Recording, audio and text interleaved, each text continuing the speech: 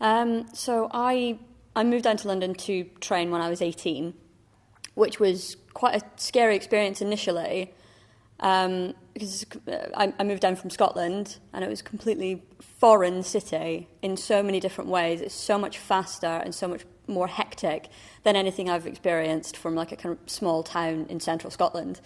But at the same time, this is where everything happens. This is where all the theatre happens. This is where all the jobs are. It's kind of like the central hub of a kind of creative world in England. So it was amazing to kind of move here, and this is where you start your training. This is where you train to work in this city, which I found really, really interesting, and I found it really exciting. And you meet so many different people from so many different walks of life.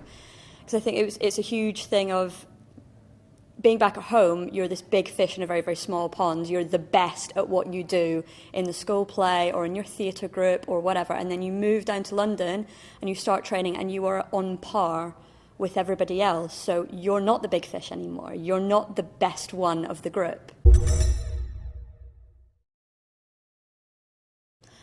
I didn't have a lot of experience with things like Shakespeare prior to Conti.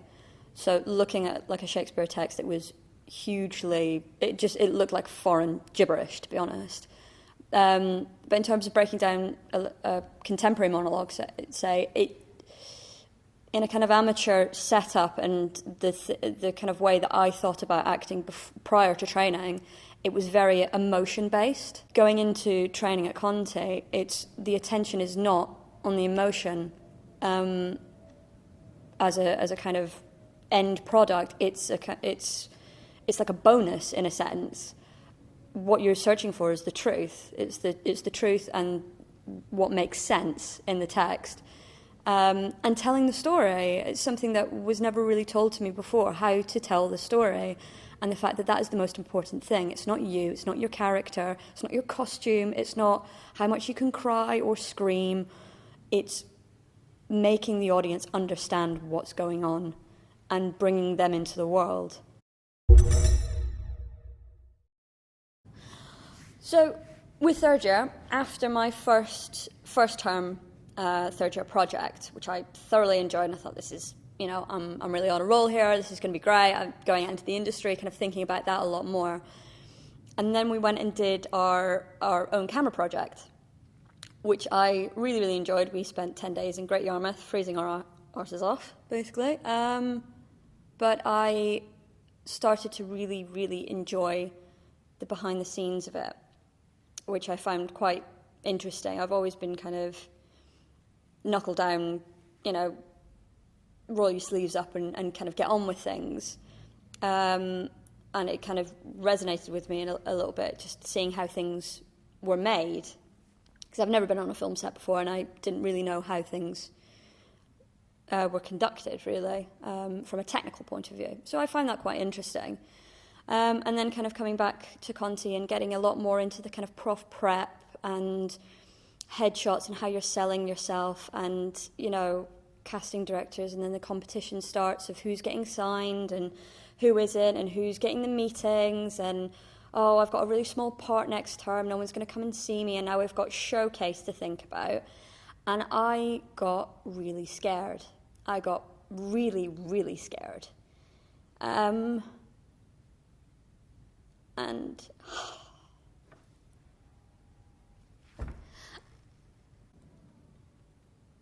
so as this kind of pressure mounted when you're in third year, which people don't kind of talk about very often, because there is a huge amount of pressure that's put on you when you are in third year, and a lot of pressure that you put on yourself and the rest of your year kind of filters into the way you think about your future and your career and where you're at the moment. And I got very, very scared about where I'm going, what I'm doing, and what I want to do. And I found that I really wasn't enjoying myself, which was interesting because I'd always wanted to act. I was always on stage. I was always kind of the centre of attention when I was younger, always going to theatre groups, things like that. So to come to kind of the end of your training, when everything seems like it is possible, going out into the industry, you could sign, you could get this, that, or you could struggle and not do anything for the next couple of years. It all seemed to kind of be there, and I kind of rejected it, thinking, no, this isn't for me at the moment. And I went off, and because I'd enjoyed camera projects so much, I stayed in touch with a few of the camera assistants that were involved in the project, and I was lucky enough to actually start a brand new career behind the camera. So although I got scared and kind of fell out of love with that side of the creative process, I knew that my life was always going to be surrounded by that, and my career was always going to centre on some kind of a creative process. So I went out and I started on film sets, and I trained on lots of feature films and TV dramas and commercials and things like that, which are all completely different, and you learn a completely new aspect of the profession that, as an actor, you're kind of shielded from. So although you're taught to hit your marks, I then learned why you need to hit your marks. And eventually I just kind of sensed that there was something really, really lacking.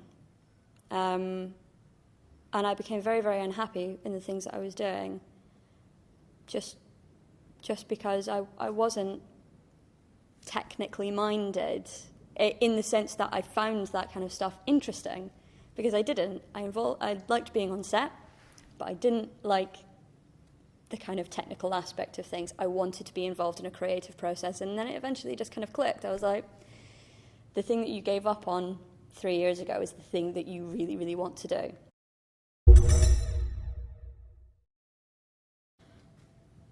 So getting back into the acting industry, is a lot harder than coming out of third year and going into it that way.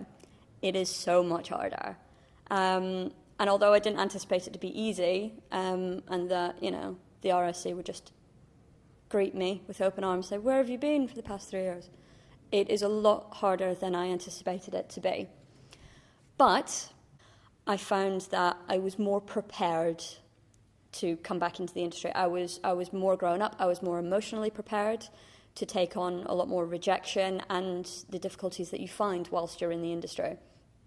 Find those contacts. I need to get seen for things. I need to get new headshots. And you find this kind of checklist of things that you need to do. You're like, I don't have a show reel. Well, I need to get that. No one's going to hand that to me. So you end up taking on kind of no-pay projects that you find on Casting Call Pro with other students that want to make a project, and you actually find more contacts that way, and you're all working together to make something. Even when you sign, even when you have an agent, the amount of work that you have to put in of your own accord, it's huge. You need to be emailing people. You need to know what's casting. You need to go to the theatre. You need to know what's on. You need to keep your headshots and your spotlight page up to date. It's not just what happens in an audition room. It's not what happens on stage anymore. It's now about the whole package, and it's like a full-time job on top of your part-time job that pays rent.